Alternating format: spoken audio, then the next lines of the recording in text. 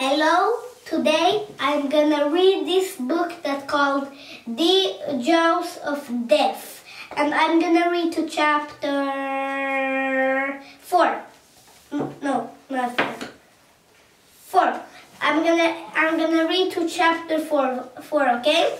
So now I'm gonna read this book, and I hope I don't read like that other video that it was 25 minutes long on Swedish.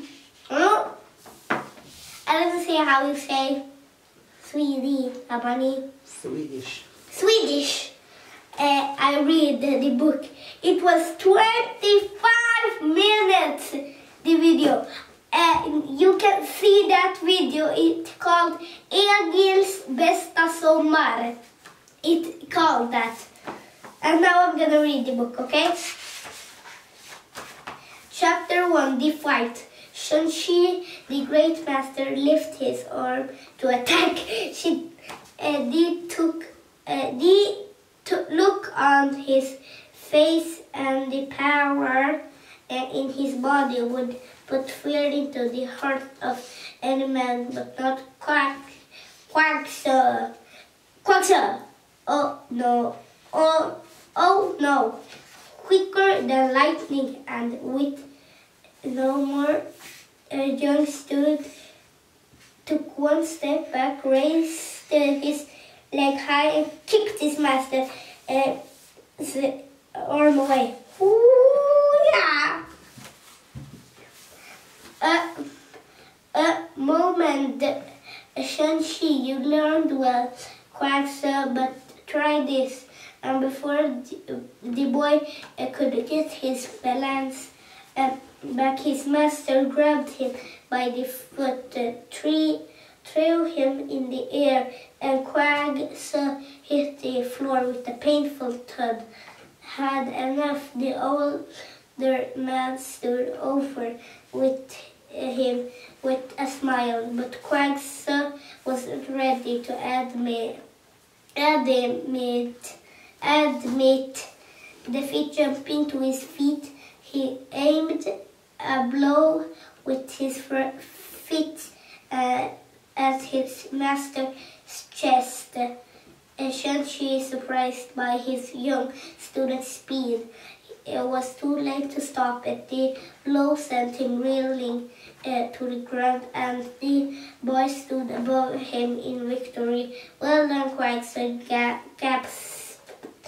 gasped his master as the winner helped him to his feet. For 3 years I have taught you all three is to know it is time for you to return to your parents and look after them in their old age. And I want to say something just. I have gone in karate that this boy goes in, what is called, no, what the heck, what is his name? Wait, I need to look.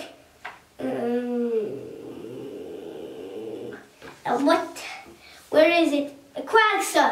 Kwans-Su, he's going karate, I think. Look, I have gone in karate, but I stopped it because I didn't like it. So I know a little bit of karate, okay? I want to say that. So I'm gonna do a video to myself. Do a video there. I'm gonna do a little bit karate, okay? I shall be sorry to leave you, master, replied the boy, bowing his head to Kwans-Su. For you have been a great teacher. Take my wooden staff with you, she said, for you will make good use of it. Remember, boy, the journey of 1,000 miles begins with a single step. I will start early, Kwans-Su told him, and go by the bridge of gold. No, said his master, you must go by the bridge of indigo. For there you shall meet a woman you will marry. But Master Quacksa was shocked. Wife is the last thing I want. I mean to use all the skills you have taught me to become a great hero. You are already the bravest of men, replied Chelsea, and you will prove it sooner than you think. But that does not mean you should not look after your parents in their old age and take a wife also when you find one who is right for you. Chapter 2! The journey begins. I'm gonna drink a little bit water. I'll take that there, and now I'm gonna read to chapter 3 and I'll drink a little water and to chapter 4 and done, okay? So I'm gonna drink water every chapter, okay? Chapter 2, the journey begins. Kwans-Su woke early the next morning and off he went. Soon he grew thirsty, for it was the hottest of days. He stopped at the little house by the bridge of Indigo. There he asked an old woman for a drink. The woman talked to her daughter to fetch some water, and as soon as the girl came out, Quacksa understand what shouldn't she, his great master had told him, for there was something about this young woman that made him feel happier than he had ever felt before. The old woman was not pleased, thought her, for she could see how Quacksa and her daughter Ling Ling were looking at each other. Turn your eyes away, boy, he hissed. If I had two girls, you might have had one of them and be welcome, but we are poor, a family, and Ling Ling must marry into money a mandarin, a rich and powerful man from the city wants to make her his wife. But I've told you before, Mother cried the girl, I do not want to marry that ugly old man. He must be either 8 years old, and he has a face like a monkey. A face like a monkey. You will do as I say, child, replied her mother crossly, and as if for you, she said, boop, boop, turned to Quacksa, and then her voice changed from anger to sweetness, for she had come up with a plan that could make use of Quacksa's feeling for her daughter. Coming to the house, boy, she said, there's something I want to show you. Quacksa went and was surprised by the strong smell of herbs. On a chair in the middle of the room lay pestle and mortar made from stone. I have used this pencil and mortar to crush and mix herbs for magic potions. I was taught how to make them by powerful Jenny, the old woman told him. Then I sell them to people who are ill to make them better than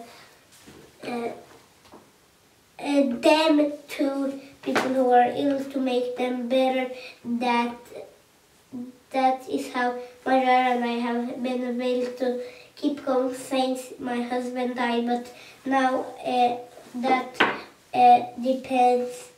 pencil and mortar are broken. I cannot.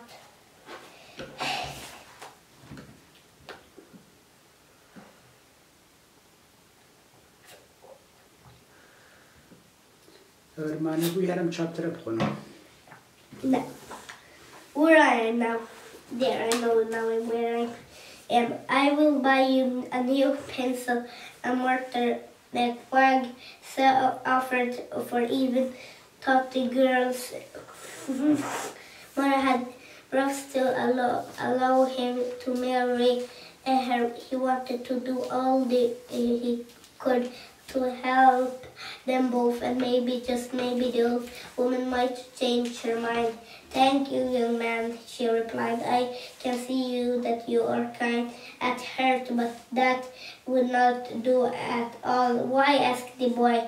The pestle and mortar have to be made from a dark green stone called jade, and the only way to replace them is to go all the way to the Chinese home on a mountain above the Sea of Jewels. If you will do that, Kwans-Su, and bring me back a jade pestle and mortar, my daughter and I will be able to live well enough without her marrying a rich old mandarin. I will do as you ask, said the boy. Kwans-Su had no idea where the genie lived, but Ling Ling took him out into the garden and showed him a line of mountains far away in the distance, with one snow-capped peak high above the rest. That high peak is Mount Fumi, she told him. They sit in the snow on the top, looking down on the Sea of Jewels. It's a very, very special place. Many untold riches, but it is a terrifying place too, for no humans has ever been there and came back to tell the tale. I'm afraid of nothing, said the boy, for I have studied for 3 years with the great Master Shang-Chi, and he has taught me how to control my fear. Just tell me how to get there. First, you must cross the Blue River, said the girl's hair, face lined with worry. Then the White River, the Red River, and the Black River. That will be easy then, said Kwans-Su, for I am a very good swimmer. I'm afraid I won't, Ling Ling.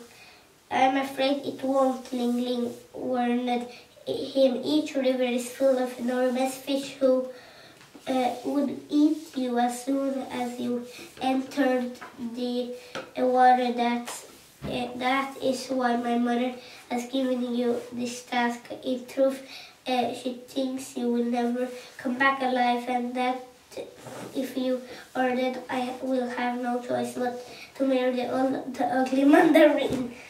I'm not afraid of fish, cried Kwans-Su. Maybe not, said the girl.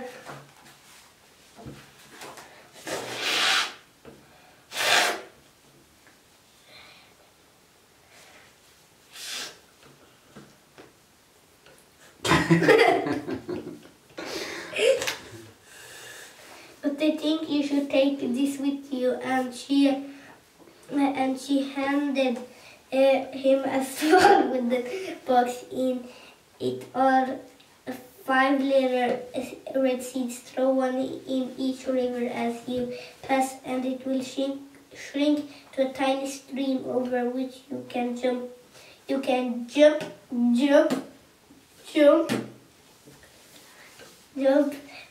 thought the boy. 40 rivers, but 5 seas. I wonder why that is. Promise me one thing, said Ling Ling. What is that? That you will try to swim any of the rivers without using them. Kwans-Su looked at the seeds, each the size of a pea. I don't know what pia is.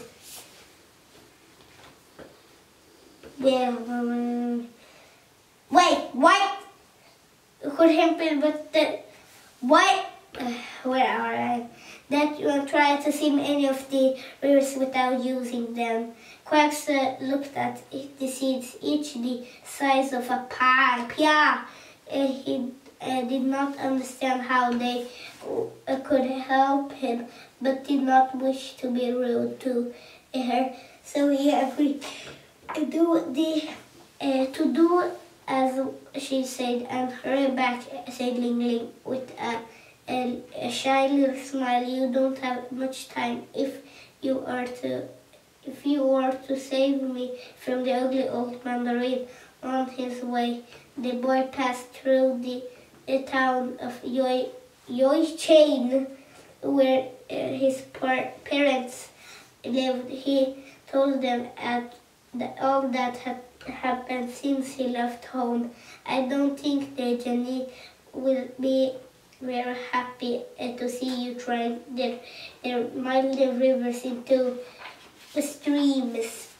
His mother warned him, for she was a wise woman, as mothers always are. If you want them to let you have one of their the green jade pestle, and Mort says, I think you'd better take these with you. She handed him a second tiny box, and this one held another 5 little seeds, white this time rather than red. Throw one into each stream after you've crossed back over your way home, and it will become a river again, she told him.